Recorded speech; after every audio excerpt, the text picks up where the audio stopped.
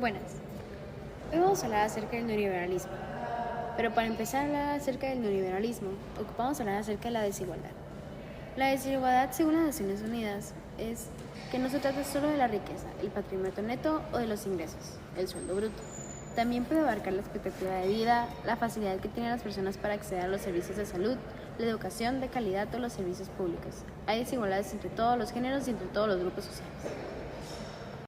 Ocupamos hablar primero acerca de la desigualdad para hablar acerca del neoliberalismo y más acerca de México. El neoliberalismo es una teoría económica que defiende el libre mercado y limitar el papel del Estado como la clave para el avance tecnológico y la prosperidad económica. Nos enfocaremos en este video acerca del sexenio de Felipe Calderón, hablando y contestando la pregunta si ¿el gobierno de Felipe Calderón favoreció acaso la desigualdad en México? La desigualdad en México sigue siendo alta, aunque en los últimos años ha mostrado una ligera disminución en la distribución del ingreso, aún así persisten brechas profundas entre grupos sociales, regiones y niveles de riqueza. La desigualdad se mide con el coeficiente de Gini, el cual se calcula comparando cuánto ingreso acumula cada parte de la población ordenada de más pobre a más rica.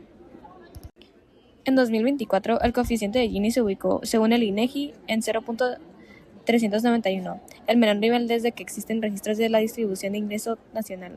Al inicio de este siglo, este coeficiente era de 0.481. En realidad, la desigualdad está disminuyendo poco a poco. Sin embargo, aún se manifiesta en distintos ámbitos de la vida cotidiana. Educación.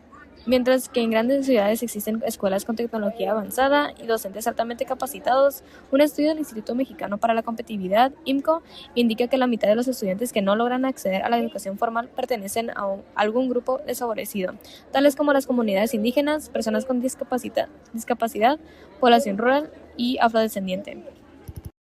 Salud. Hay una gran desigualdad en salud. En México, por ejemplo, el porcentaje de personas sin acceso a servicios de salud se duplicó entre 2018 y 2024, pasando del 16% al 34%. Aunque el 82% de la población está afiliada a algún esquema, solo alrededor del 60% recibió atención cuando la necesitó, lo que afecta más a quienes tienen menores ingresos.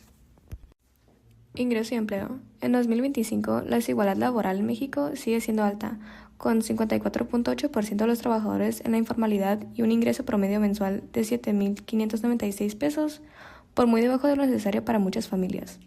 El 35.1% de la población enfrenta pobreza laboral porque su salario no cubre la canasta básica.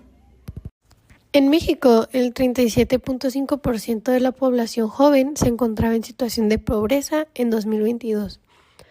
2.1 millones de personas jóvenes hablan una lengua indígena. 2.6 millones, 8.5%, viven con alguna discapacidad, limitación o condición mental. Esta diversidad de identidades, culturas y condiciones de vida genera desafíos y oportunidades diferenciadas en el acceso a educación, empleo y salud, que son los principales componentes de estudio de los IDH en el PNUD. México es irrealmente desigual. En solo 2 países del mundo, el 1% más rico de la población concentra más ingresos que en México. Y es que, si bien la concentración de la riqueza suele ser gradual en una ciudad, es decir, un barrio ultra rico no está normalmente al lado de un barrio muy empobrecido, hay algunos lugares, particularmente el 0,2% del territorio mexicano, en que esta desigualdad sí que está separada simplemente por una frontera que delimita un barrio con el otro. Impacto de la crisis de 2009. La crisis económica global de 2008-2009 generó una caída del Producto Interno Bruto regional y un incremento en el desempleo, pasando de 7.5 en 2008 a 8.3 a finales de 2009, revirtiendo mejoras anteriores. Eso tuvo un efecto directo en la pobreza. Aumento de la pobreza. Como consecuencia de la crisis, la pobreza en México se incrementó después de un periodo de descenso. La CEPAL proyectó que de 2008 a 2009 la población en situación de pobreza aumentó de 33 a 34.1%, lo que se tradujo en millones de personas adicionales en esta situación. Desigualdad en el ingreso. Al inicio del sexenio, el 10% de las familias más ricas concentraba el 34.5% del ingreso trimestral total. Para 2008, esta concentración aumentó al 36.6% en detrimento del 10% más pobre, cuya participación disminuyó.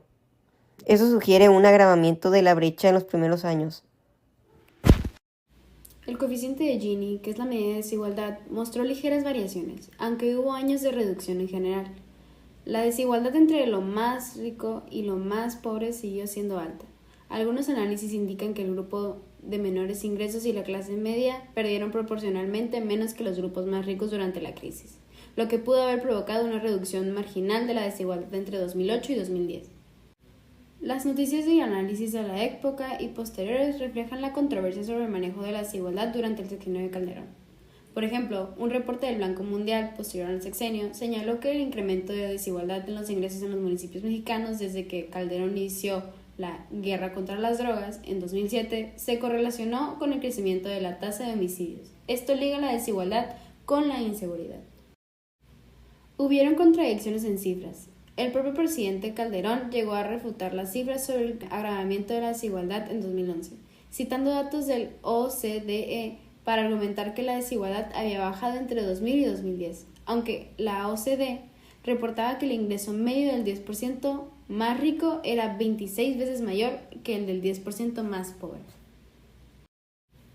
Como programa de oportunidades, se incrementó la cobertura de este programa de transferencias condicionadas, incentivos económicos para educación, salud y nutrición en un 16%, pasando de 5 a 5.8 millones de familias atendidas. Es un programa conocido internacionalmente. Y también en la medición multidimensional de la pobreza en 2008 entró en vigor el proyecto de la Ley General de Desarrollo Social para medir la pobreza de forma multidimensional, incluyendo no solo el ingreso, sino también las carencias de educación, salud, seguridad social y vivienda. Esto fue una reforma estructural clave para entender y combatir la pobreza de manera más completa. En resumen, la desigualdad en México se presenta como un complejo de brechas en educación, salud, empleo y vivienda, que persisten a pesar de los avances. Es un problema sistemático que afecta desproporcionadamente a los jóvenes, las comunidades indígenas y las personas con discapacidad. La solución a este problema en la sociedad mexicana requiere un enfoque multifacético y sostenido. Implica fortalecer la educación pública y de calidad para todos, garantizar el acceso universal a servicios de salud dignos, fomentar la formalidad laboral y crear políticas de vivienda inclusiva. Es fundamental una inversión robusta en programas sociales que realmente lleguen a los que más lo necesitan y que promuevan la movilidad social ascendente. Además, es crucial la fiscalidad progresiva y políticas que combatan la corrupción, asegurando que la riqueza se distribuya de manera más equitativa y que los recursos del Estado benefactorio estén para todos los ciudadanos.